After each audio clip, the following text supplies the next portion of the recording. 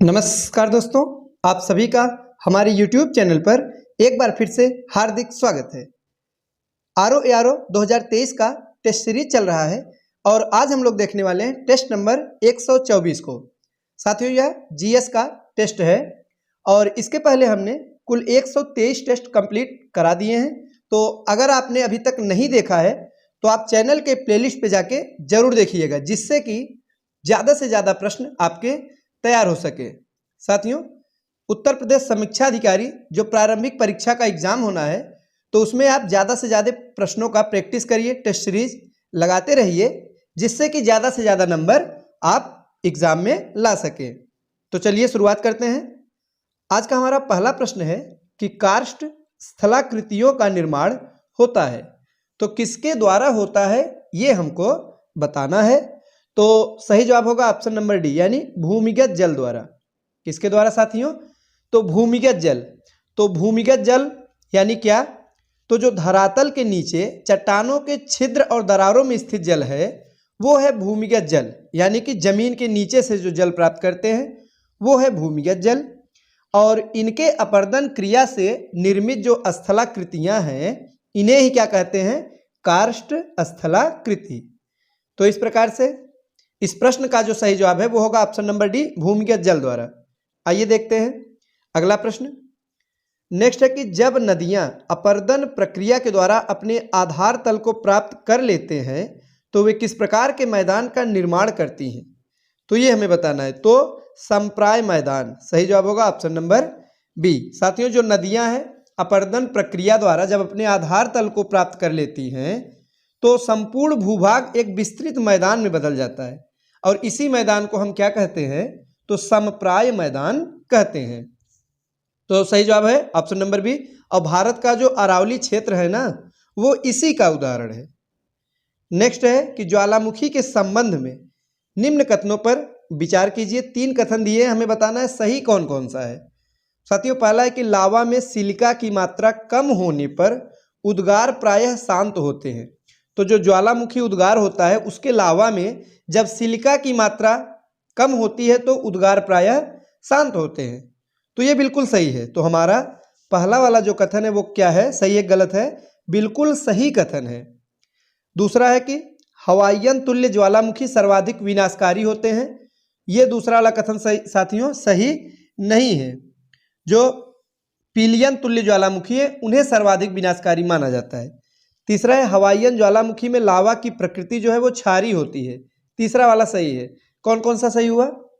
पहला वाला हुआ और तीसरा वाला, यानी कि ऑप्शन नंबर सी सही जवाब हो जाएगा। अगला प्रश्न है कि निम्नलिखित में से कौन सा विश्व में सर्वाधिक ज्वालामुखी से प्रभावित क्षेत्र है? महत्वपूर्ण प्रश्न है। तो बताइए कि विश्व में सबसे ज्यादा ज्वालामुखी से प्रभावित क्षेत्र कौन सा है? तो परिप्रशांत महासागरीय मेखला। कौन सा साथियों? परिप्रशांत महासागरीय मेखला। तो विश्व में ज्वालामुखी से जो सबसे ज्यादा प्रभावित क्षेत्र है वो परिप्रशांत महासागरीय मेखला वाला क्षेत्र है। यहाँ पे साथियों विनाशात्मक प्लेटों के किनारों के सहारे ज्वालामुखी मिलते हैं। आइए देखते हैं अगला प्रश्न। आगे है कि भूकंप आने से पूर्व यानी पहले वायुमंडल में निम्नलिखित में से किस गैस की मात्रा में वृद्धि हो जाती है? महत्वपूर्ण प्रश्न है।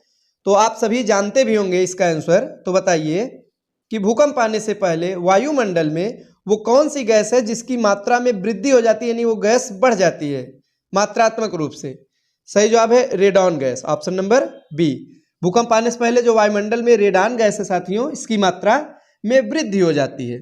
और जिस स्थान से भूकंपी तरंगे उत्पन्न होती है इन्हें क्या कहते हैं? भूकंप मूल। ये भी परीक्षा में पूछा जाता है, याद रखिएगा।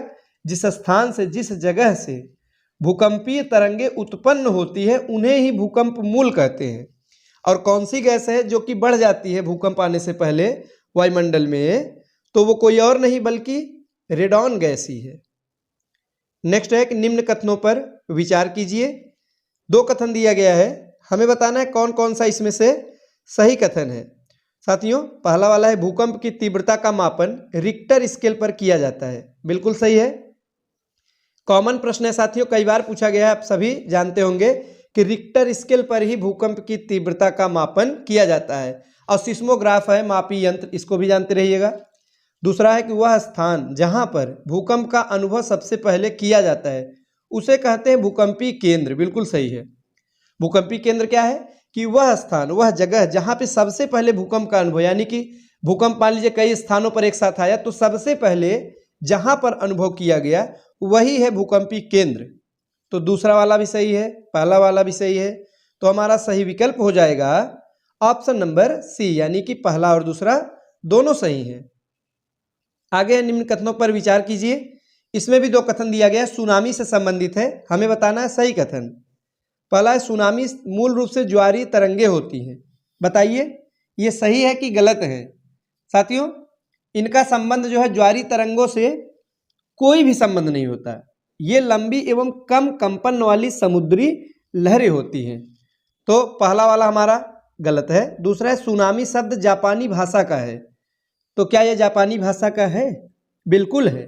साथियों जो सुनामी है वो जापानी भाषा का शब्द है और इसका अर्थ क्या होता है कि समुद्र तट पर आने वाली समुद्री लहरें। तो दूसरा सही है। इस प्रकार से सही विकल्प है ऑप्शन नंबर बी, केवल 2। अगला प्रश्न निम्नलिखित में से कौन सी उष्ण महासागरीय जलधारा यानी गर्म जलधारा है? उष्ण यानी गर्म जलधारा, तो गल्फ स्ट्रीम।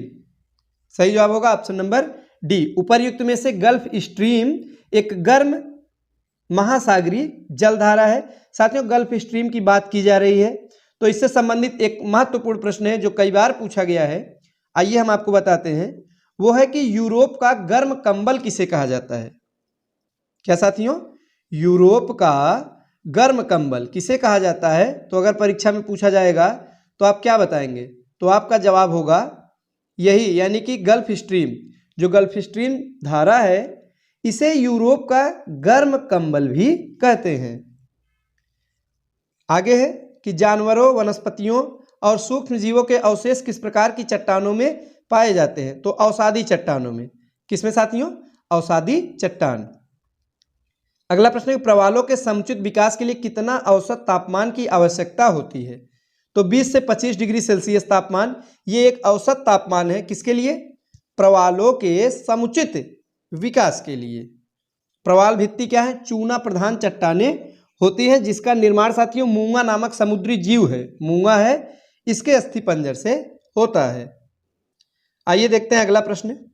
आज का हमारा अगला प्रश्न है कि विषुवत रेखा से ध्रुवों की तरफ बढ़ने पर महासागरीय जल के औसत तापमान में क्या होगा? तो साथियों सरल प्रश्न है, बेसिक सा प्रश्न है। आप जो है अगर समझ कर आंसर देंगे तो आसानी से दे लेंगे।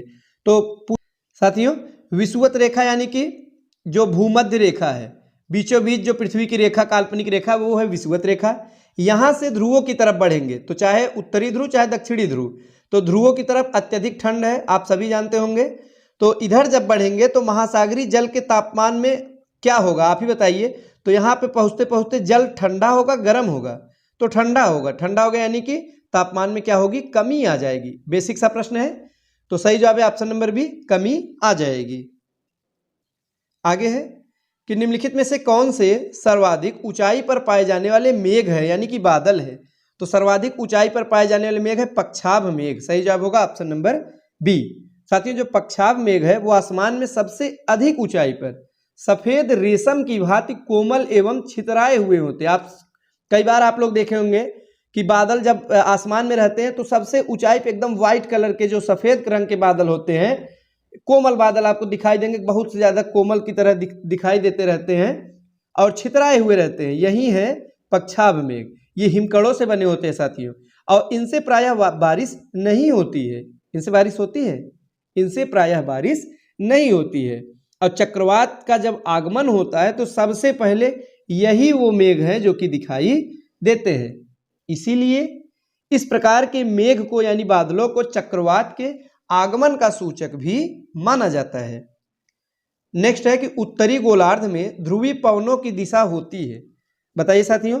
तो उत्तर पूर्व से दक्षिण पश्चिम की तरफ होती है। सही जवाब हो जाएगा ऑप्शन नंबर डी। तो ये था आज के इस टेस्ट का अंतिम प्रश्न। साथियों वीडियो अच्छा लगा हो तो लाइक करिएगा। आज के लिए बस इतना ही। धन्यवाद।